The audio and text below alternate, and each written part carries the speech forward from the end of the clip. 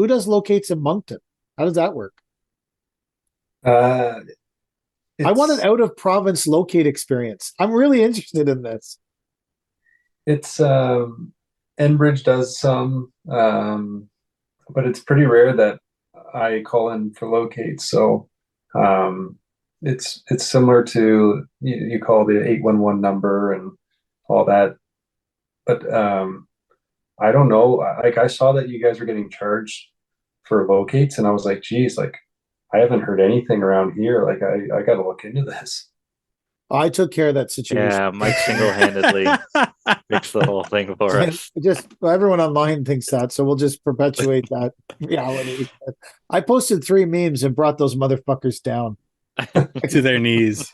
So do you guys like we have to go online and fill out all these crazy boxes and do drawings and post the closest intersection and give up our firstborn. Like, do you guys do that too? Or you just call 811 and say this is the house, locate it? Yeah, and like unless there's not a whole lot of like underground utilities in my area, so like most like we have overhead power lines at the majority of neighborhoods. There's not a whole lot of gas lines. Like there is some natural gas, but it's in certain neighborhoods, so you kind of just know. Like you would call in, like I've called in before, and they're like, "Yeah, there's nothing to locate here." Like Wow. so they don't like they can just know by looking at a map.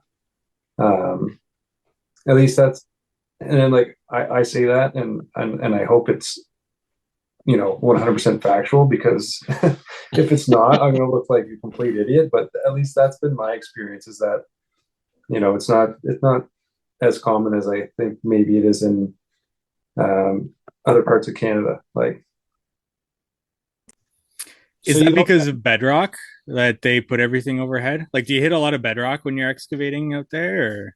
no, there's like it's all clay here. I Oh, think it's just Yeah, like there, interesting. like I said, like there's certain neighborhoods that put underground utilities in, and but for the most part, it's all overhead. And it's like it's the nicer neighborhoods that have stuff underground or the newer builds. Um, but like and like commercial, like anytime we've done a commercial job, we've like dealt with that or like the general contractors like filled us in beforehand. But um, yeah, like oftentimes like we don't, it's not something that I was like when I saw you got like there was sort of that, everyone was posting about it. I was like, geez, I gotta spend some time looking into this because like maybe I'm missing something here. here locates like in Ontario, locates are now mind you, California, New York, and Ontario are the 3 most fucked up places in North America. So we live in the middle of one of them. And you don't live here, but like in Ontario, but locates are a massive thing here. It is like Really? one of the most controversial like we're at a point in Ontario where Rogers is saying they're going to send someone out to watch you dig around their fiber optic lines. Wow. Like that's something we got back this year was or last fall. I guess we talked about this, eh, Mike? Like, um, but it's like they want someone to come and watch you excavate around the fiber optic line by hand, and you have to pay for that person's time to sit there and watch you dig. Now that is a 2023 job watching other people yeah. dig. Like that is anyways, that's where we're at here. But like, seems like in Moncton you don't have people from Rogers watching you dig around their fiber optic lines. Well, it's like I'll give you an example.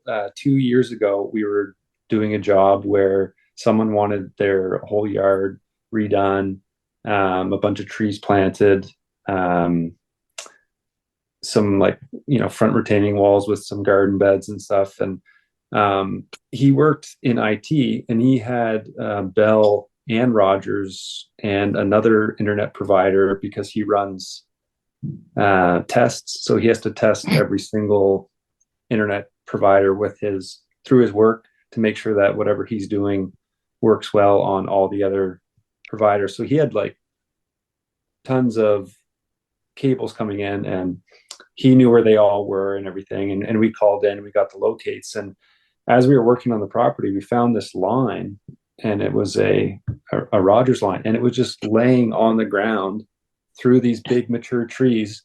They just laid it on the ground and ran it to the house. So we were like, well, that's odd. I've never seen that before. We called Rogers, and they came out and they said, yeah, it's in the trees. Like, we're just going to leave it there. Like, it's fine. Like, just work around it. So Now they that get that a lot. Yeah. that line is still there above, like, it's not buried at all. It's right under some trees, and he could not. I mean, he was really concerned about it. The client was, and he wanted them to do something about it, and they wouldn't. They just left it. So Well, I think things around here, I think, are a little different than most places, but I mean, I was sort of surprised to see like all the locate stuff, but maybe I'm, just it's been my experience that like it's not, maybe it's a little bit not as serious around here, but I could be wrong. Like maybe I'm missing something too. Is Moncton behind Cornwall? Oh, Most likely. uh, I had a guy who was like, I put out an ad last year, and I really tried to add a bunch of employees, and I had one guy who was coming from BC to move out east, and he didn't end up working for me. He worked for another company last year, and then this season we went for a coffee, and he's actually starting his own company this year. So he wanted to just meet up and chat, and I asked him, I said, so what do you think of New Brunswick? What do you think of Moncton? And he's like, oh, it's great. I said, how do you find like the work? Like, how's it compared to BC? And he's like, you guys are like 15 to 20 years behind.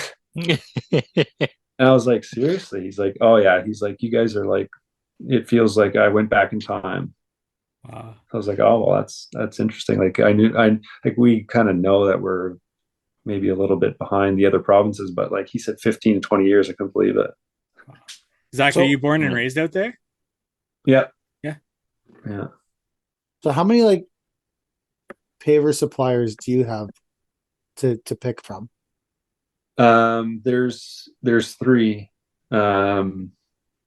There's two like in town, and then there's one that's like outside of town, but it's really only like 10 minutes outside of town. Like outside of, like, for us around here, if you're doing a job outside of town, that's like, oh, I got this job where I'm gonna have to drive outside of town to do it. It's like 20 to 30 minute drive. That's like going out of town for us. Whereas if you're in the Moncton area, like you can drive from one end to the other side of Moncton in 10 minutes. So it's a pretty small area, I think, compared to where you guys are working. Is there ever It's like- traffic?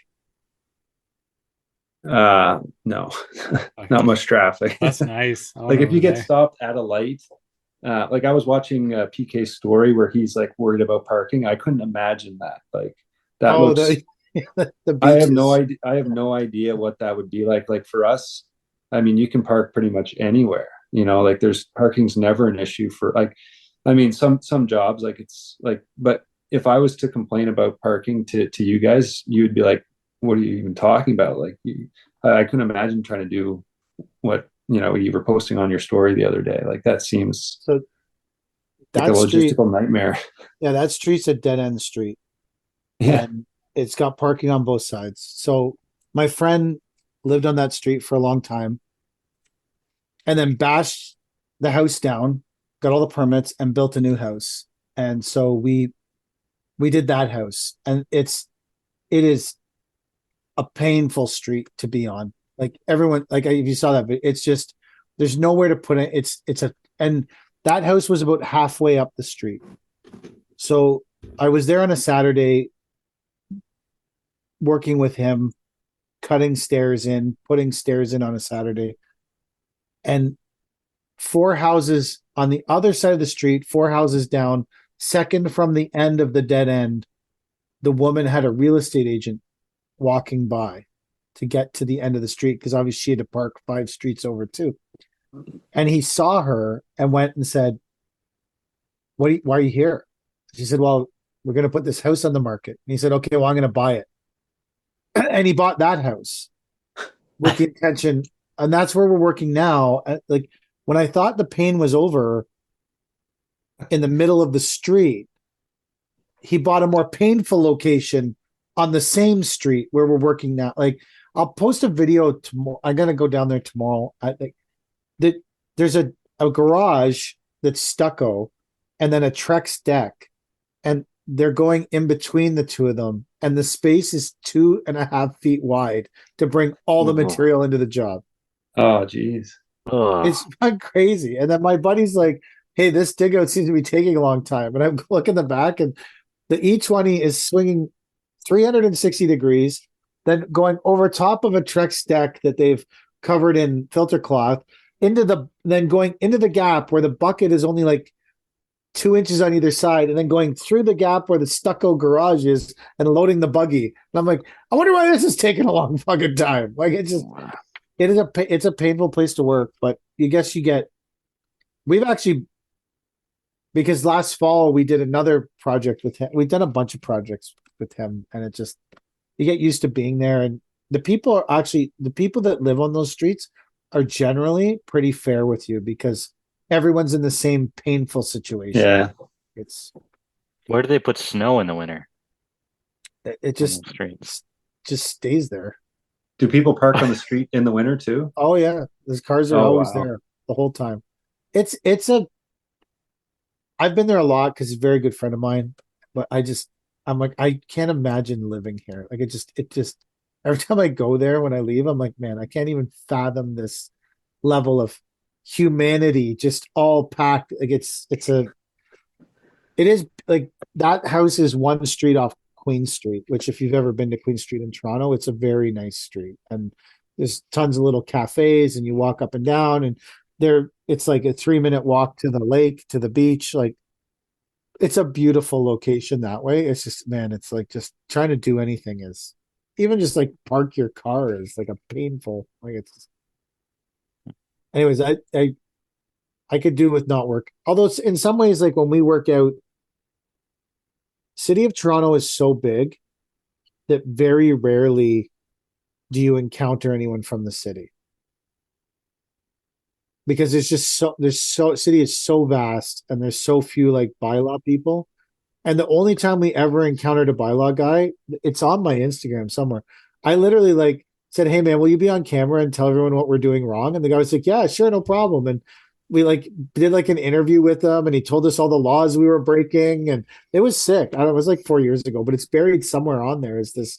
He was a super cool guy. And he wrote us a warning instead of a ticket and we changed up everything we were doing and it was fun. Actually, was a pretty fun guy. It was an interesting experience. And they came back, but that's the only time the whole time I've been down there I've ever encountered anyone from the city. Like there's some streets where all the cars park on one side of the street from the 1st to the 15th. Then they all park on the other side of the street from the 16th to the 31st. So when you bid the jobs, this is like going, because I did a lot of, when I started my very first company, we got all our leads were in the beaches in downtown, like in Toronto, in the beaches area, because most of our work came from a general contractor friend of mine, and all of his work was in the beaches. So he would do the inside, we would do the outside. And I got used to like actually putting on people's quotes. If you want the work done between the 1st and the 15th of the month, this is the price. If you want the work done between the 16th and the 31st, this is the price based on what side of the street the fucking cars would be parked on. Because if the cars are parked on your side of the street, you are screwed. You cannot work because there's just cars everywhere. It's such a weird, but you get adjusted to it. And then one great thing about working down there is there's no frost. It's all sand. There's no topsoil. So you can work anytime. Oh, wow. It's like when the guys started, they probably could have started the last week of March, but we started the first week of April, and they haven't encountered any frost or any problems, or the space becomes an issue, but it starts to it's like anything. It just starts to be what your reality is, and you just deal with it. So Anyways, I don't know what we were talking about to get on that topic. I got a question if somebody wants to go down this rabbit hole. I don't know Fire if away. we're sticking to any topics, but I've got a question for everybody here. What was your first entrepreneurial endeavor? Successful or failed? However young you are, what was that first thing that you did that you tried to make money on yourself? I had a hot dog cart, Nice. and I I bought the hot dog cart from my cousin who was really successful with it. He lived in Nova Scotia. I wouldn't say I was successful with it, but I had a lot of fun, and I ate a ton of sausage. Well, it was a hot dog cart, but I mostly sold sausages and schnitzels, and it was a lot of fun. But it wasn't. I don't know if it was a successful entrepreneurial venture, but it was my first, and it was a good time. Where did you park out? Did you like in front of a Canadian Tire or something like that? Uh, no, I went sort of like not on Main Street, but like a street sort of parallel to Main Street, so like sort of the downtown area. Parked in front of a Legion for a little bit. That was like pretty good, Nice. and then eventually moved closer towards the downtown area in front of Shoppers Drug Mart, and it was a little bit busier. It was a little bit more chaotic at times, um, but I just did it for one summer, and then the next year I started my landscaping business. That's awesome. I love the hot dog cart. That is wicked. Yeah, it was fun. I enjoyed it. Is landscaping better? Landscaping is yeah, landscaping's better, but I wish there was still like I wish there was more hot dog carts out and around. Like I would, if I saw, someone slinging dogs, I would, I was on my way to a job and I had time, I would certainly stop and grab a sausage. But there's more like big food trucks, and um those can be expensive lunches if you stop at a food truck every, a couple Yes. times a week, like, but like I think I was charging like between $3 and $4 for a sausage. Now they're like, I think they're up to like $8 for a sausage. Um, but yeah, like those nice little cheap lunches in and out. Like I wish there was more of those, but I haven't seen a sausage cart out around Moncton in a long time. I think COVID kind of kiboshed all that. So That's true. I agree with that. Anyone I've, else? I've got three milestones for lead to where I'm at now. But first one was my dad had his own business that he started when I was born, basically. And at the age of 9, he gave me the opportunity to work for him, hauling barrels of gravel, laying sod, whatever. So he was paying me $20 a day, and I thought that was great. As felt like a baller. So that's how I started working. And then next milestone was first job I ever took on my own was a foundation waterproofing, where we dug probably 12 feet by 8 feet deep, 4 feet wide, all by hand. And that was I made $7,000 in a day, and I was just feeling so good about myself. It was such brutal work. But then a month after that, the Rhinoceros company around me was doing installs, and they were running out of people. This was my first year in business. Nobody wanted to do their jobs, so they found me on Instagram, and I'm like, I'm just some kid, but I'll take on little things. And they go and look at my portfolio, and it's just a bunch of like 200 square foot walkways, little jobs, a couple of driveways here and there, nothing crazy. And this is all jobs that my portfolio was built off of work I did for my dad. But anyways, I told them all that. I'm like, yeah, that's fine. Here's a $180,000 backyard project to do with a fire pit and waterfall, pergola, and all sorts of outdoor kitchen. I'm like, I've never done any of these things, and I've never done a project that's worth 108. That was like biggest I've ever done was maybe 30 grand at that point. They're just like, don't worry, you got this. I'm like, what was I, 21 years old at that point? And I'm telling them like, I can't do this. And they're like, yeah, you can. I'm like, all right, I guess I'll figure it out. They paid me, I think it was 30 grand to do it. Found out from the client they were charging them before the pool. It was like almost 100 grand. And I'm like, oh, okay. And it was, I worked 16-hour days for 3 weeks. Me and two buddies from high school, and got it done. And I think I made $200 a day. But yeah, and you know, I grew from that and added that one for the portfolio. And that client actually did good, like a really good job. But in his neighborhood, it's a nice neighborhood around here. He's referred me to like 30 jobs that I landed in his area. So I made that money back afterwards. It was a good investment. Yeah, exactly. Yeah. It was painful for 3 weeks, but it was good. Nice. The first entrepreneurial thing I ever did was I sold snacks in the stands at baseball games at the Sky Dome. I used to walk up and down the stairs and sell popcorn or drinks, and we got paid straight commission. Wow. There was no guarantee you would make a penny. So it was, I guess, you're working for McDonald's because that's when McDonald's ran the Sky Dome. But you would go in the kitchen and bring your uniform, and you would walk up and down the stairs, and the harder you worked, I guess, in theory, the more you got paid, and you got 9% of your sales. So, you know, like, I guess you're always aiming to sell $1,000 worth of stuff, you know, and make 90% of your sales. So, that was the first entrepreneurial thing I did. And it also led to, you know, because what they would do is you would come in with your float and you would buy 12 popcorns. And when you bought 12 popcorns, you would go out and sell 12 popcorns and say they were $3 each. You'd come in with your money and buy the next 12 popcorns. But if you knew the person that was loading the tray, they might, and I'm not saying I have any experience with this, they might put 14 popcorns on your tray. And so the last 2 popcorns you sold, those babies might be all profit. Oh, wow. That might have happened. I don't know for sure. Obviously, it's not something I would be participating in.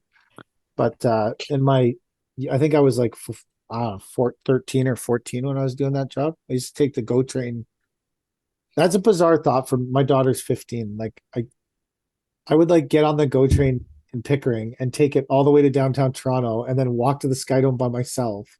I used to ride my skateboard to the fucking GO train because I had no other way to get there. So I'd ride my skateboard to the GO train, get on the GO train, take it all the way to, I don't know, like fuck, get home at like 12 o'clock midnight, be the only person at the GO train station getting on to ride. Cause anyways, I can't even fathom my daughter at 15 doing that now. I have to fucking order the Uber for her. How to do that. That's not good. She can, but anyway, I can't fathom like the difference in society now from when I was, but that was the first thing I did that was entrepreneurial was I sold stuff in the stands and I got paid commission. Nice. Mike? Me, in elementary school or maybe middle school, I can't remember. A buddy of mine made comics and sold them or tried to sell them. That was an unsuccessful endeavor, but that was my first chance to try to flex my entrepreneurial abilities. I got my dad to mass print them because he was a draftsman. So we took him into his work and No way. My dad printed too. off. Yeah. Yeah. Yeah. Great. He printed off 100 copies for me. I maybe sold 5. But since I had nothing in it except time, the materials were all on his work. Perfect. It was pure profit. So that was my first entrepreneurial endeavor. The question is, do you still have one of those comic books? I should. And I tried to find it a couple of years ago when I was back at my parents', and I couldn't find it. I'd have to look a little harder for it. It would be interesting. Chad? I got nothing. I think I went straight into landscaping and then into Chinese excavator sales. I think those are the only two things I've ever sold is my body to landscaping and My my body. excavators. Yeah, that's it. I got no fun stories or anything. Like I'm not a great entrepreneur and I'm definitely not a salesman. So this the only thing I'm good at is hard work. So everything else is maybe that's why like I don't like the sales portion of selling brick jobs and stuff like Yeah, that. but do any of the five of us enjoy the sales part of the job? Some No. people love it, right? Like office guys, Who? they well not here, but like there's some business owners who run things from You the know, sales side. landscape. You know, someone who owns a landscaping business that loves selling jobs. No, but I'm sure they exist. I'm sure they They exist. may. I've never met them. No, The guy in California. the Who Pavers King. the Pavers King? No, You no, guys, the feather speaking. The oh, feather guy. feather Yeah, guy. feather Yeah, guy. He yeah, does. He does enjoy a good sale. yeah. I don't mind Got- his little rants. I mean, you take it for what it's worth, but not worth much. But it's nice to hear. You got to put the hat on when you go to every sales call because you got to protect yourself from the sun. See, you listen. You can hate, but you still listen. Who, me? Yeah. Oh, I listen for sure. That's where you get information. I don't have to agree. I don't have to agree with the information, but I listen to it. Like I think that if someone babbles enough into a feather on the internet, sooner or later there's something of value there. Yeah. Like you, very rarely do you meet someone who's a complete idiot all the time. Like there's maybe someone who started their own university, but and then preached about don't get post-secondary education. But you started a university. But don't get post-secondary education. What the fuck are you talking about, bro? Like you started anyway. Yeah, I think that everyone and hey, like if that information from anyone drives you forward and makes your life better, then I think that's great. I just think that there's a lot of information out there that people like that are making you pay for it that is maybe stuff you could achieve for free by simply googling it on YouTube. That's my I don't know. It seems He shows up on YouTube though. That's the thing. what? You look up how to landscape, and then that guy shows up. He tells you need to pay for his university, right? Or join a gang or a herd Yeah. or a pod or like there's a lot of Here's my differentiation in that. If someone is teaching you a marketable skill, like how to physically build a landscape project, or how to build walls, or how to build steps, or how to lay pavers correctly, I put a lot more value in that than I do in someone telling you, I can teach you how to grow your business without any marketable skills, like physical skills.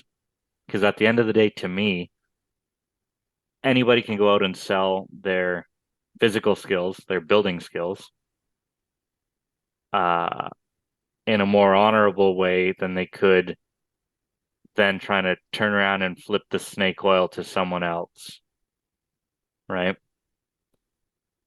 well, So, like, I don't think if they're all technically gurus, is what we're gonna call them, the ones teaching you how to build shit, physical shit, are way higher caliber than the guys slinging the snake oils and grow your business and to follow me, I'll show you how. Just give me 10 grand a month or whatever, you know. when someone says I'm going to teach you how to hire the right team and then immediately says if you want to hire the right team, hire someone who knows how to hire the right team. That kind of idiotic double talk, I have no time for. I don't. And then whatever else you say after that, I'm always going to be tainted by the fact that you said that kind of absolute stupidity. Hire someone who knows how to hire someone. That's how you hire the best team. And I'm like, okay, but you have to know how to hire the person that knows how to hire the people. It's anyways, that kind of idiotic shit I have no time for. But I think everyone, I guess, has the right to have a voice, and it's whether or not people choose. I think there's a lot of like paying for blue check marks and paying for like there's accounts that have 50,000 followers in the podcast genre that actually make podcasts about don't buy followers, and then there's 12 likes on the fucking account. Well, like if you have 50,000 followers, Yeah. I don't care. Like my account is super shadow banned right now. Like people who've been following me for 10 years are like messaging me saying, "Hey, don't post anything anymore." I post at least 2 or 3 things a day. Like my account is fucking crazily shadow banned because of the swearing and whatever. I guess they don't like Tim Hortons reviews. I don't know. But those you live in Canada and you drive the truck, and so maybe the government's doing something about it. potentially smoking cigar. I'm sure smoking cigars is not favorable. Like that could be another thing that's like but even when my account is crazily shadow banned, I have 20,000 followers, I still get like 100, 150 likes on a picture. So if you have 50,000 followers and you have 12 likes, they're fucking fake. And you're on top of that preaching on your fucking podcast that they're not to buy fake followers. It's totally asinine. Like it's just, but that's the world that we live in now, is that people don't, they listen to the message, but they don't look behind the message. I'm sorry, I'll stop doing that. We have 400. Our not our finest hour account has 450 earned followers. So, Robert, welcome. Yeah, welcome. Robert, welcome. Better late than never, brother. Yeah, I just was scrolling Instagram and saw the link and said, might as well do something here while I'm sitting here. The actual link and not the one that I posted. Yeah, I tried to click that one and it didn't work. I'm not the tech genius of the three of us. Tell us about yourself, Robert. You joined from Southern Maine and the States, down on the coast. Just doing design build work, and yeah, that's it. Living the dream, plowing snow, building patios. Do you still have snow there now? No. Not where we are. If I go 30 minutes north, I got probably a couple feet of snow. Shit. More or less in like the lakes region of New Hampshire, or even actually the state of Maine too. But right where we are, we actually started like 3 weeks ago, so holy shit, hasn't been bad. Wow. Yeah. Is that a normal start time for Maine? Not really, because we worked all last winter. We did a couple of projects, some shoreline projects on the lakes, and when the dams are down and when the dams lower the water levels and everything like that. But yeah, and I mean this year we had I know this isn't a snow podcast, but we just had 72 inches cumulative of snow this year, and our average is like 45 inches. So we've been buried with snow all winter. So unfortunately, so we've just been plowing, and now we're getting back to it, I guess. Like most people. I have a question. Yeah. If this isn't a snow podcast, what kind of podcast is this? Like what? Like I'm just to be fair, I feel like this is not a snow. I'm like, what? It's not. We've talked about what kind of what kind of podcast is it though? I want to know what Robert thinks. Like, what do you think this podcast is about? I'm interested. It's the best podcast. Oh wow! There you go. Perfect. Yeah. That's not for everybody. There you go. Not forever. You missed Caleb's corner already. You did. Mike was doling it, but that Caleb has nothing to do with Caleb Allman or with Allman Landscape or the Kid Con. I want to make that clear to you, Robert. Yeah. There's nothing to do with. It's a totally different Caleb name that we just picked at total random. Yeah. So, I'm interested in work going to Maine. Well, so you plowed 72 inches of snow and still built shorelines? That seems not this seems year. hectic. Oh, This okay. year, we didn't do really anything. We we did a big retaining wall up until like the middle of December of last year, and then we had to pretty much call it quits and head out of there. It was on a steep slope, and we had a foot of snow, and skid steers were sliding everywhere, excavators were sliding around, and we couldn't get material delivered because trucks couldn't make it down the dirt roads, and so we ended up calling it. And just we were just busy plowing snow all season, hauling snow, and now we're I guess back where we are again now. Nice. So do you like haul snow with trucks? That's something I do. I don't plow Yeah, snow, but I do haul a lot of snow when yeah, it we got a snows. couple. We got a couple 10-wheelers, so we haul a lot of snow. We do a lot of smaller, not a lot of small, but we do a few United. Well, in the United States Postal Service, it's just uh, mail the mail carriers or whatever.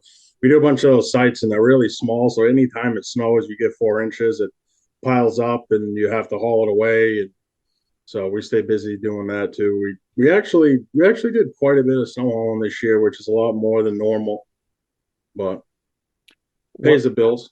How hard is it to get rid of snow in Maine? Uh, it's, Here it's a bitch. it's very simple. Um, Once it's again, it's very Ontario. simple. Yeah. I mean, pretty much anybody that has a plot of land that you can back over or drive into with a dump truck, you can dump snow. Oh my God. Here Yeah. Sounds like Cornwall. it's like the hardest in Toronto. It's like so hard to get rid of it. No one will take it. Nobody wants it. It's well, it's Ontario. It's like living in New York or California. Yeah. It's the Canadian version of those two places. So I can only imagine the freedom of being able to dump some It's snow somewhere.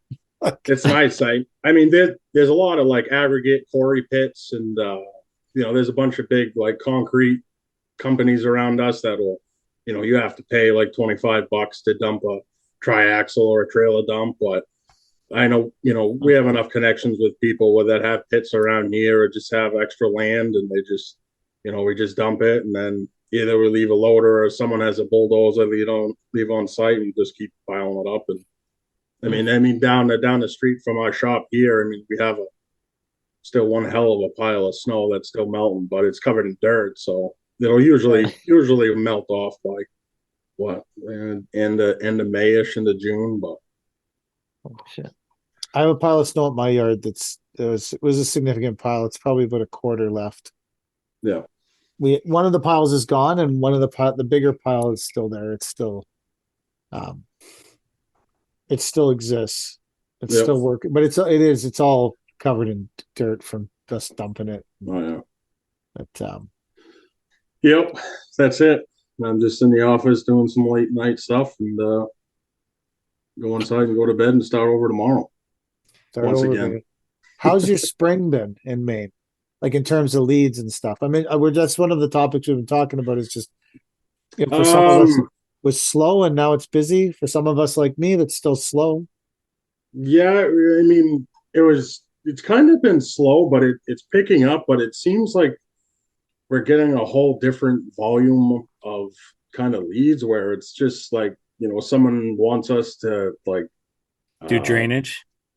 yeah, maybe not necessarily drainage, but like, hey, I got this side yard and it's a little wet. Can you bring in some fill and fill it up? Or can you re-gravel our driveway? Or can you just pull these couple bushes and plant a couple bushes? And it's like, in the past 7 years, like we never really get calls for that. And I don't know, it just seems weird this year, that kind of type of leads that are coming in, but they're coming in fairly consistent. But then again, with the estimates and stuff going out, I feel like people are a lot more cautious right now with kind of spending money, because again, like everybody, the past couple of years, I mean, 30, 40, 50, $60,000, people would be like, when can you do it? How, can I give you a check right now? And now it's like, 25, 30,000, and it, residential homeowners kind of little hesitant, like, oh, well, maybe if we get rid of the lighting, it'll drop us down maybe a little more comfortable range. And that's what I am currently seeing. But I mean, again, we're still seeing some of the bigger projects, but they're definitely far and few in between at the moment. Can you see the sign behind Mike? Yes, I can. How to What hardscape. what color is the how to you? It's like a light orange. Oh my god. Good call. Good Yeah. call. Do Yeah. you know a manufacturer that is named Lock Uni? Except you switch those two and you get, you know that Yes. manufacturer? Yeah, Is that logo a red logo or an orange logo? that's red. Yeah. That's red. Bang on. I think Yeah. we've concluded that I'm colorblind. I have some kind of color issue. I am Anyway. colorblind, so I've got that going for me. They actually built a brand new manufacturing facility in Massachusetts, and I toured that over the winter, and it's actually pretty substantial, the amount of money that they put into that. The whole entire thing is like inside. All the silo bins is like 75, 80 foot, raised ceilings inside, and it's pretty cool. It's all like everything's electric over hydraulic now, so everything's on like computer touchpad. So instead of having, I don't know how many people they have, 20, 30 people to run a plant, they now have like 10, and everything's automated, and it was pretty cool. I mean, we don't personally use them, but the sales rep is trying, has been getting in touch with us and stuff like that. But it's just kind of hard. We don't have a good sales. Well, I shouldn't say sales. I should say kind of distributor really close to us. Yeah. So we haven't really kind of got into it. I would like to, but. So are they doing that so they can manufacture and maintain consistency all winter? That's where they put everything indoors? That's what I'm assuming. I mean, like I said, they bring you down, they wine and dine you. They gave you a prime rib lunch and all this stuff, and showing you the new facility. And well, no one did that for me. So I've never had that. Yeah, he just gave out eggs. Got pickled eggs. Yep. Pickled egg donut sandwiches, and no one ever took me out for prime rib. Maybe I should come to Maine. You should. You can have some lobster out there. Yeah, some lobster too. It's the best. Nice. So I actually. So go ahead. I was going to say I actually don't even eat seafood. I don't like it, but everyone says it's the best around here. So I would eat the shellfish and die. Well, I would get really sick. Or the tuna. Or the tuna. Well established, I wouldn't eat that. So yeah. That's interesting that they put a plant down. Up here, I guess I'm from Toronto, so I feel like I'm the center of the world. Yeah. Yeah. And the whole world just rotates around me. Yeah. So hearing that someone's building a plant somewhere else, I'm like, well, why would they do that? That's not in Toronto. But that's cool that they I was a sales rep for a manufacturer for a while. And we didn't have any facilities like that. Yeah. But it seems like if you have a facility where you can keep everything indoors, you can control temperatures, and perhaps you can produce all winter. Because we would produce things like large block retaining walls in the winter, because if they ended up with a little bit of frozen aggregate in the face or stuff, like in general, people don't give a shit about large block retaining walls. They're very industrial. Right. Right. So that's the kind of stuff they would produce in the winter because it didn't matter. But not like a really finished paver, because it would just turn out you couldn't control the consistency. But I guess if you have all indoors, you could. So that's kind of neat to hear that they'd be doing that. And because they have their old manufacturing plant like sits on one side of the property, then there's a brand new one that's right next to it, and that supposedly the brand new one's going to be manufacturing like certain new products and be able to kind of take like everything that's a high priority sales through them for these products over here, and then everything that's a little less goes through the old manufacturing plant or something like that, I guess. They can probably adjust it faster if it's like all computerized too. I know Right. that it's like switching molds and colors, and there's a whole rigmarole with that too. Mhm. In an old plant that you might not have to do in a new one. Maybe it's more just pushing buttons and Yeah. making magic happen. Yep. Trying to. Trying to. Just like we do. Well, we try. That's but I don't know if it actually here on this podcast, I don't know if it happens every time. I don't so have you listened to the podcast for a while, or are you from the start, or when did you join in? I've listened from the start. I mean, not consistently every single podcast. I listen to every Get the fuck every off. minute. No, I listened to a lot of them. The first podcast I really started listening to was Mike's, which was how to hardscape, and then it kind of ventured into, listening to Caleb Allman, and then like the Green Grind, and then I started.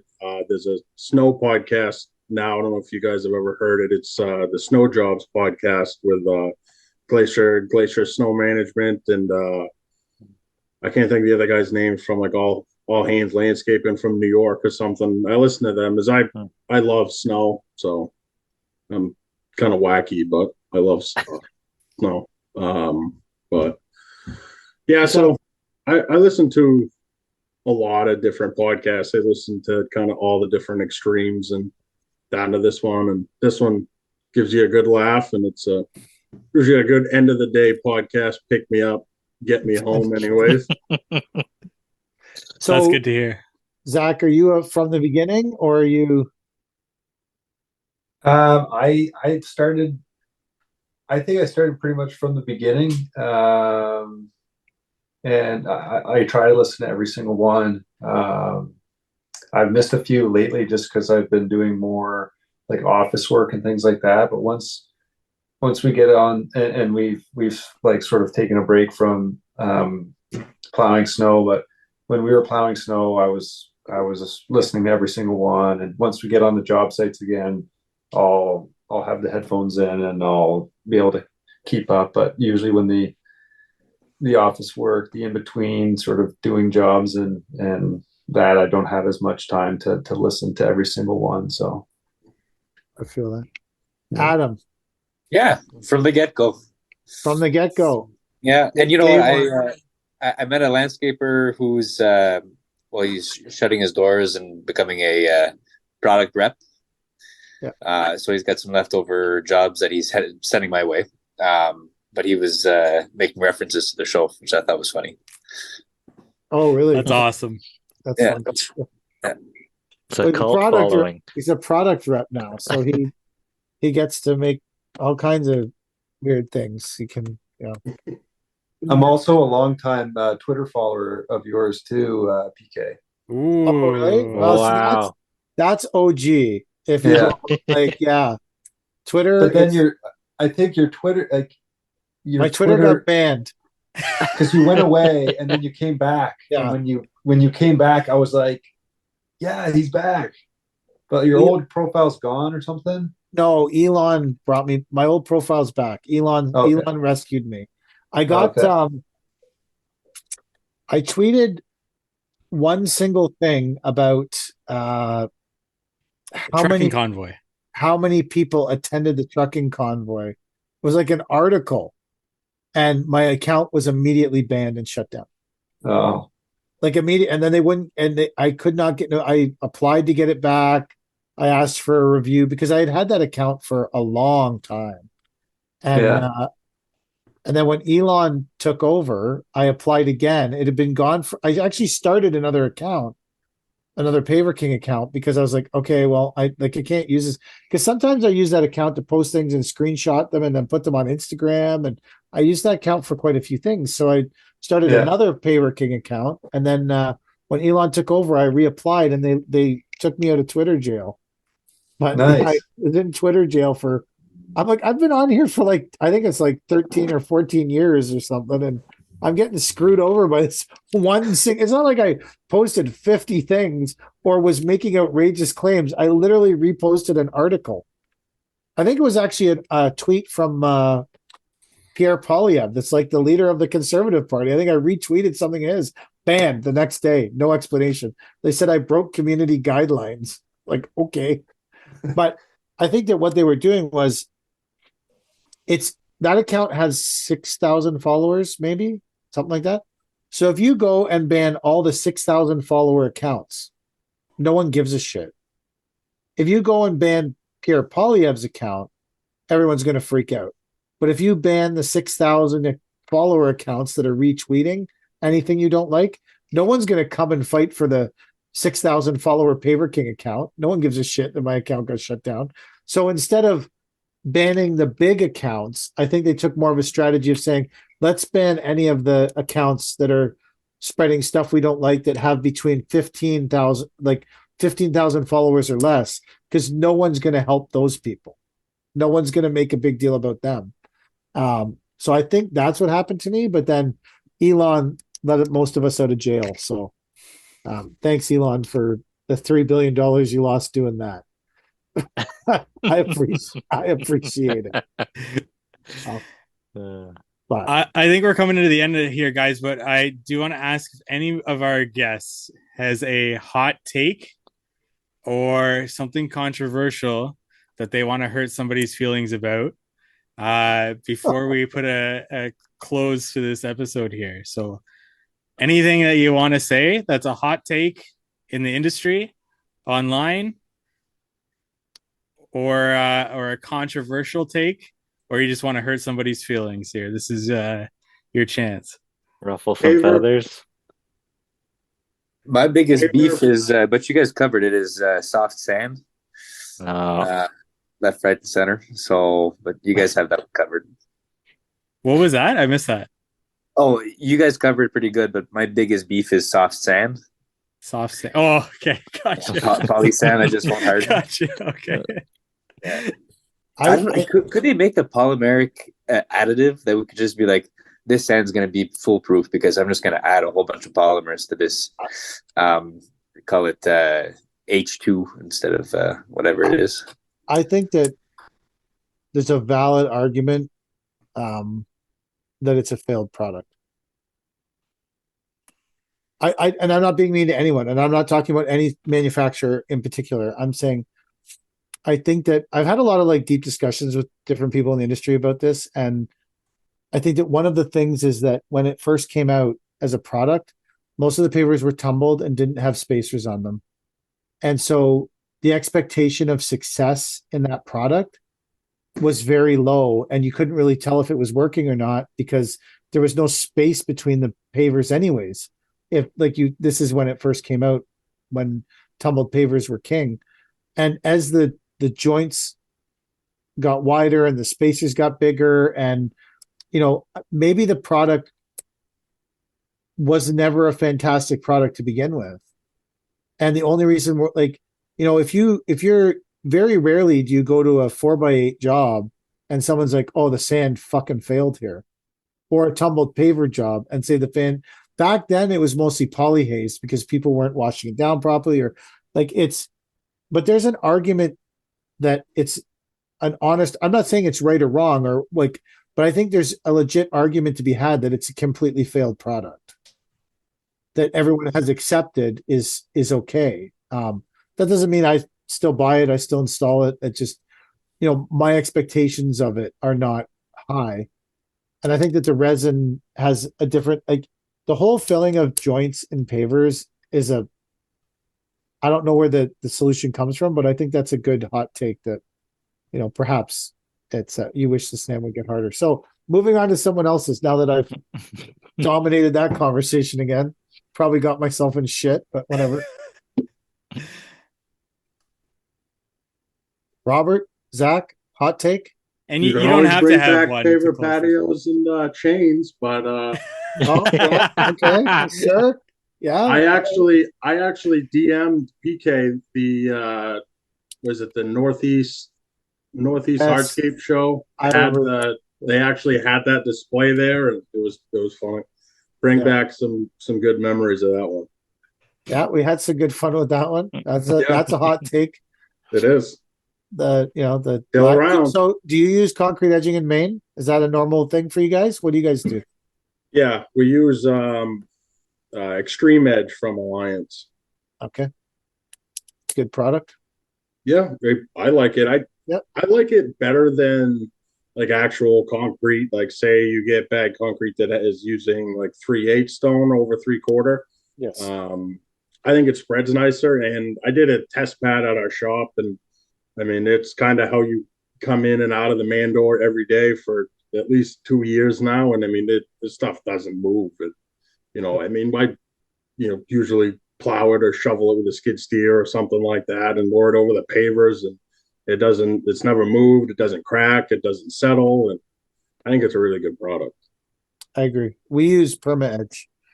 That's a not like I'm not, but that's the product that we choose, and for the same reasons. It's got fiber, and it's got a different mix of concrete, and we've used it on a whole bunch of jobs, and we've had tons of success with it. So I would wholeheartedly agree with you that those edging products are good, and for us it's worth paying for an actual edging product from a manufacturer. So correct,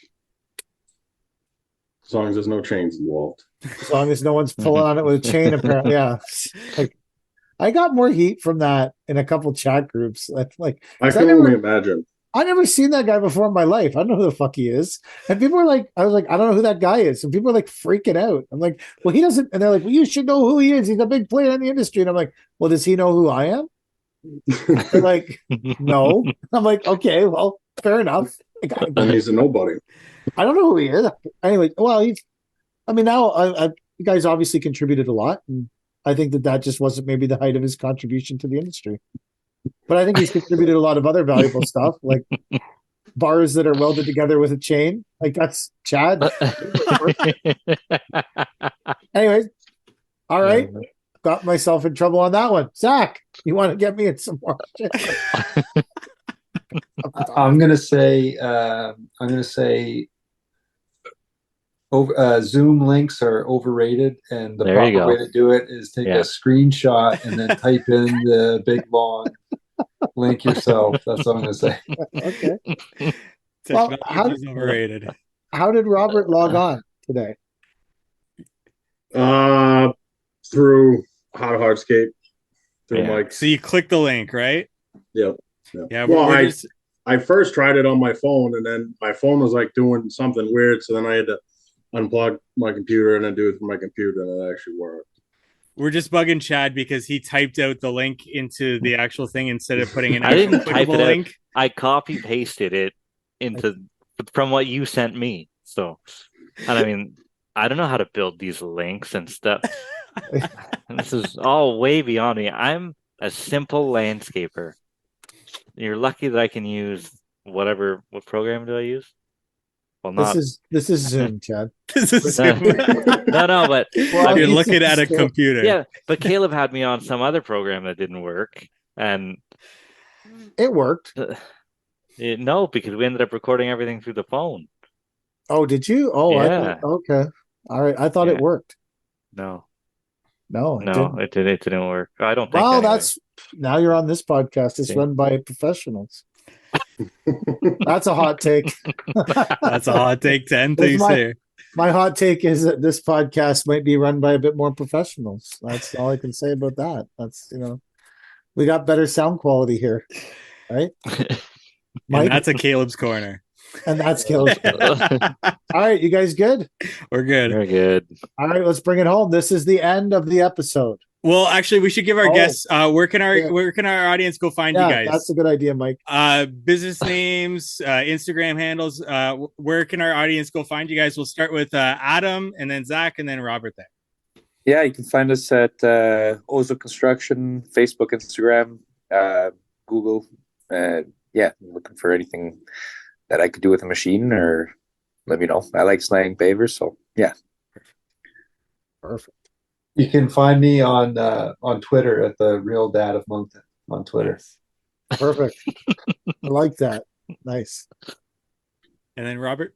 You find us RD Outdoor on all platforms. Amazing. Right on. Perfect. Simple. Are you good now, Mike? I think we're good. I think that was super pro of you to shut that down and get that in there, though. It would have killed my OCD to let that go. So Okay. All right. Well, this is now the end of the episode.